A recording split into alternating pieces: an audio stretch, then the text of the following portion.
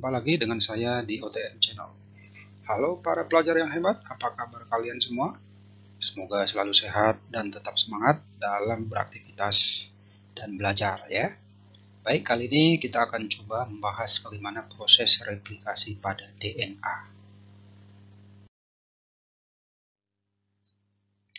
Baik, yang pertama mari kita lihat eksistensi replikasi DNA. Tujuan dari dilakukannya replikasi DNA pada setiap sel makhluk hidup adalah untuk mempertahankan ciri khas atau jati diri atau habitus atau karakter pada individu tertentu. Yang kedua, setiap individu memiliki barcode DNA tersendiri yang nomenklaturnya sangat spesifik dan ini diprogram oleh DNA. Jadi setiap makhluk hidup itu ternyata memiliki barcode DNA. Mulai dari mikroorganisme seperti bakteri, kemudian protozoa, termasuk juga virus, manusia, kemudian hewan, tumbuhan, dan yang tidak kalah pentingnya adalah proses-proses metabolisme di dalam sel, itu semuanya ternyata diprogram oleh DNA. Jadi DNA ini adalah blueprintnya setiap makhluk hidup.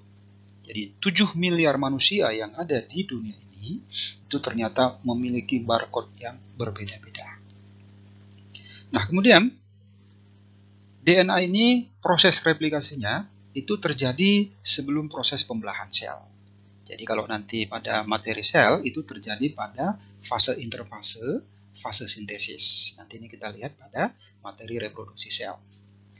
Nah, kemudian sedikit berbeda proses replikasi DNA pada makhluk hidup prokariotik, replikasinya berlangsung secara terus-menerus.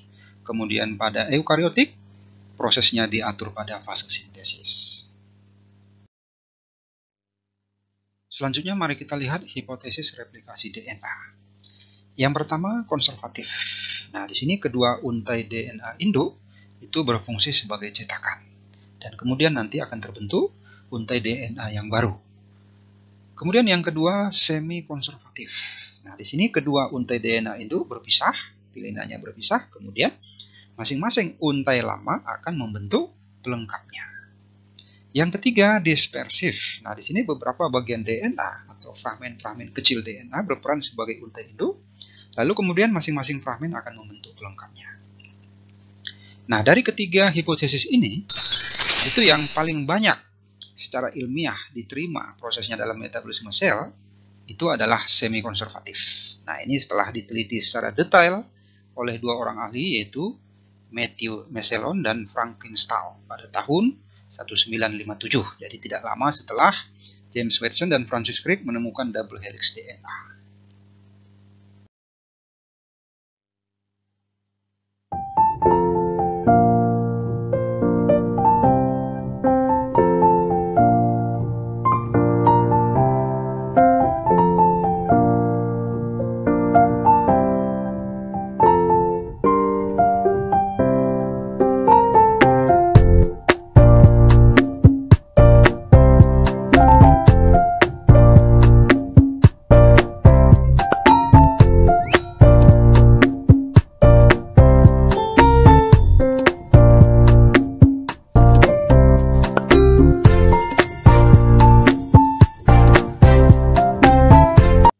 Selanjutnya mari kita lihat komponen atau enzim-enzim yang terlibat dalam proses replikasi DNA.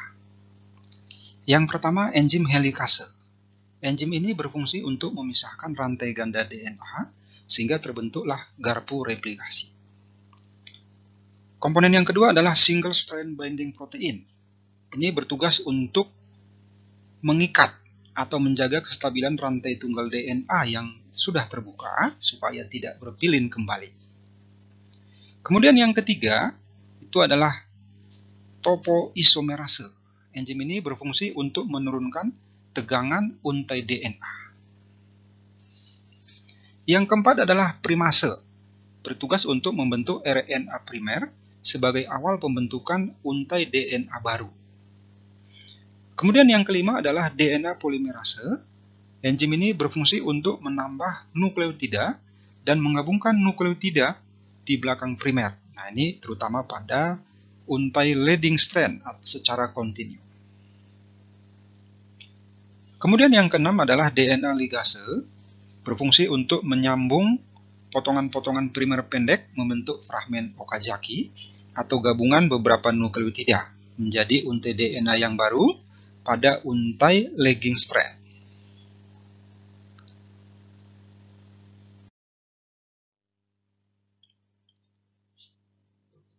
Baik, berikutnya mari kita lihat tahapan replikasi DNA secara semi-konservatif.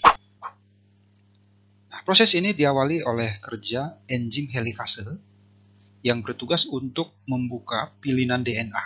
Jadi dia bertugas untuk memutus ikatan hidrogen antar basa nitrogen sehingga untai DNA ini terbuka sehingga terbentuklah apa yang kita sebut dengan garpu replikasi.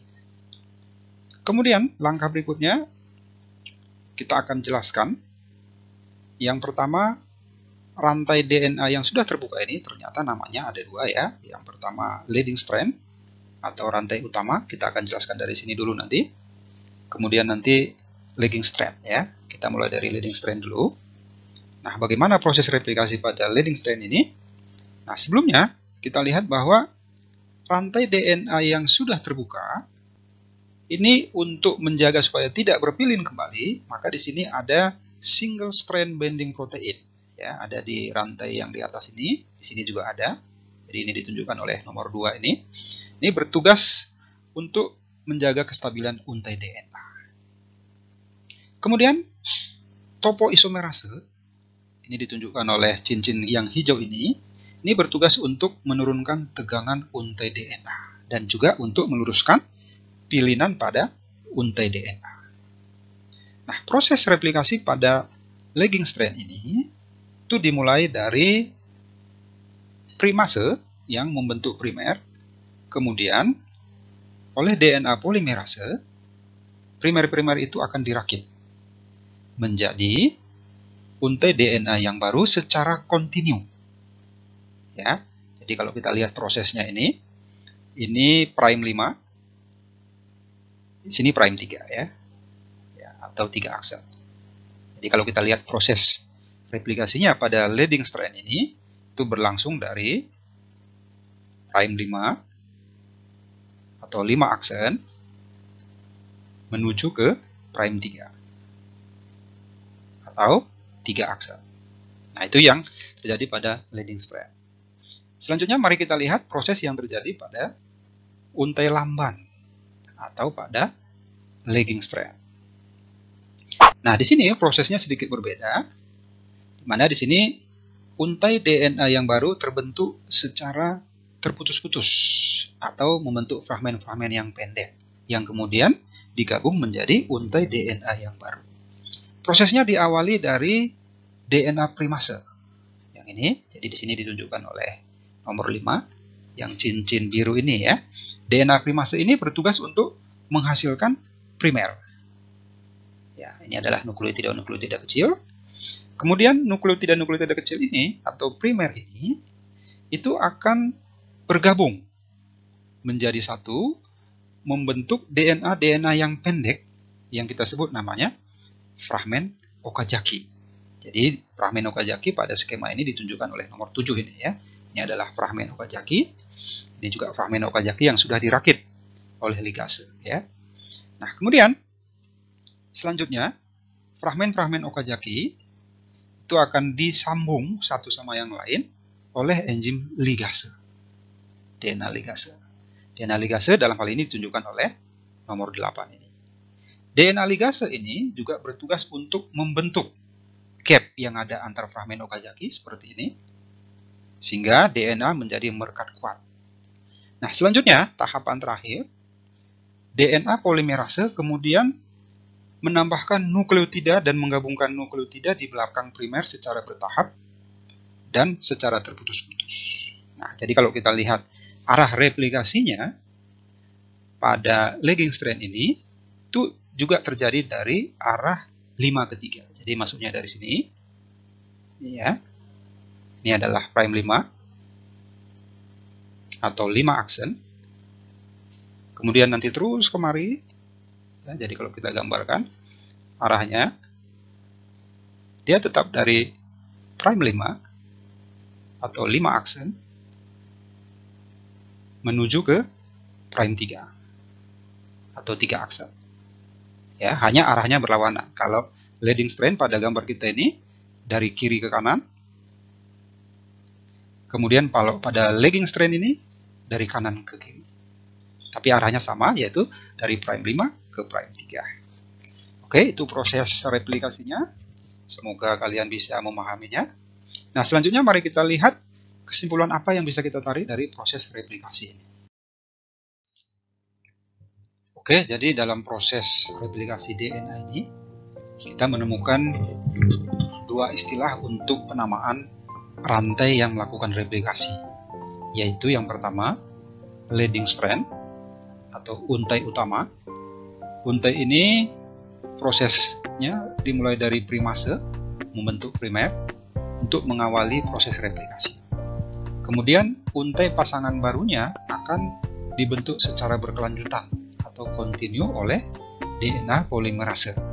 Dan proses ini berlangsung lebih cepat dibandingkan dengan rantai replikasi yang satu lagi. Nah, kemudian lagging strand ini adalah untai lamban yang proses replikasinya terjadi secara terputus-putus, ya, karena primase yang menambahkan primer yang pendek-pendek dan diperpanjang oleh DNA polimerase membentuk fragmen-fragmen kecil yang disebut fragmen Okazaki. Dan jika tugas RNA primer telah selesai, dia akan dibuang atau didegradasi. Kemudian celah yang terbentuk antara fragmen Okazaki itu akan disambungkan oleh enzim ligase dengan membentuk ikatan fosfodiester antar nukleotida yang baru. Oke, terima kasih para sahabat-sahabat sudah menonton video ini. Salam sehat selalu dan tetap semangat. Nantikan video-video menarik berikutnya hanya di OTM Channel. Jangan lupa like, subscribe, dan bunyikan tombol lonceng.